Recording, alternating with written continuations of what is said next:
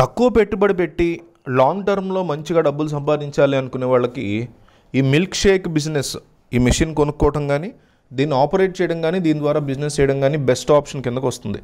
ఎందుకంటే ఇవాళే బిజినెస్ పెట్టేసి రేపటికల్లా కోటీశ్వర్లు అయిపోవడం అనేది కళ. ఇది స్కాముల్లో తప్ప ఎక్కడ జరగదు. స్కామ్లో పడి బయటకు వచ్చిన తర్వాత తెలుస్తుంది ఎక్కడ జరగదని మనకు కూడా.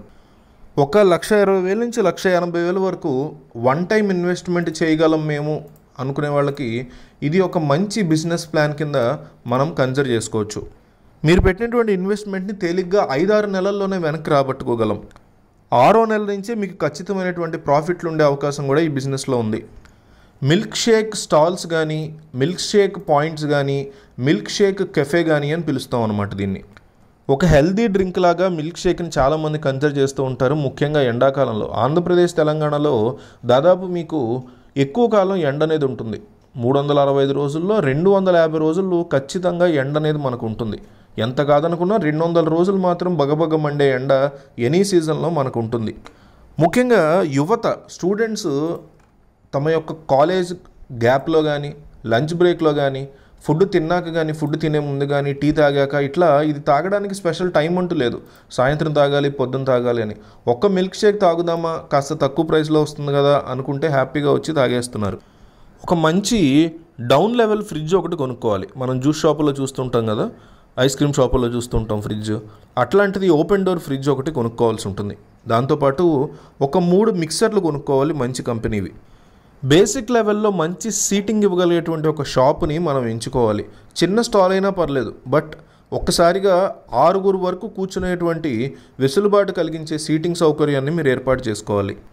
ఫ్రిడ్జ్కి మీకు ఒక 40,000 వరకు ఖర్చు అయింది అనుకున్నా, మిగతా మెటీరియల్స్కి ఒక 10,000 వరకు ఖర్చు అయింది అనుకున్నా, ఇంకా మిగతా ఎక్విప్మెంట్ ఉంటుంది కదా, ఆ ఎక్విప్మెంట్కి ఒక 50,000 అయింది అనుకున్నా, షాప్కి అడ్వాన్స్, చిన్న షాప్ అయితే దానికి ఒక 30,000 వరకు అయింది అనుకున్నా, మిగతా ఖర్చులు అవన్నీ కలుపుకొని మీకు ఈజీగా 1,20,000 నుంచి 1,80,000 వరకు అవుతుందన్నమాట.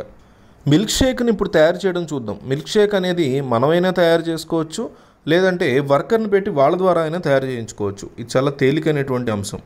మిక్సీలో మిల్క్ కంటెంటు, చాక్లెట్ పౌడరు, అట్లాగే దానికి కావాల్సినటువంటి ఫ్లేవర్డ్ ఫ్రూట్ ఇవన్నీ వేసి ఇవ్వడం మిల్క్ షేక్ అవుతుంది. దీన్ని చాలా తేలిగ్గా మనం యూట్యూబ్లో చూసైనా నేర్చుకోవచ్చు. కానీ ప్రాక్టీస్ మాత్రం గట్టిగా చేయాలి. షాప్ పెట్టడానికి ముందు దాదాపు ఒక 500 వరకు గ్లాసులు మనం కనుక చేసి ఆ టేస్ట్ని మనం పంచగలిగితే, ఫ్రీగా అయినా తెలిసిన వాళ్ళతో అయినా టేస్ట్ కనుక చేయించగలిగితే, ఒక పాయింట్కి వచ్చాక అద్భుతమైనటువంటి టేస్ట్ బయటకు వస్తుంది. అయితే వీటన్నిటితో పాటు ముఖ్యంగా ఐస్ క్రీమ్ వేయాల్సి ఉంటుంది. అప్పుడే అది మిల్క్ షేక్ కింద లెక్క. మీరు ఇక్కడ మార్కెటింగ్ చేసుకోవడం అనేది ముఖ్యమే, కానీ మరీ అంత ముఖ్యమైనది కాదు.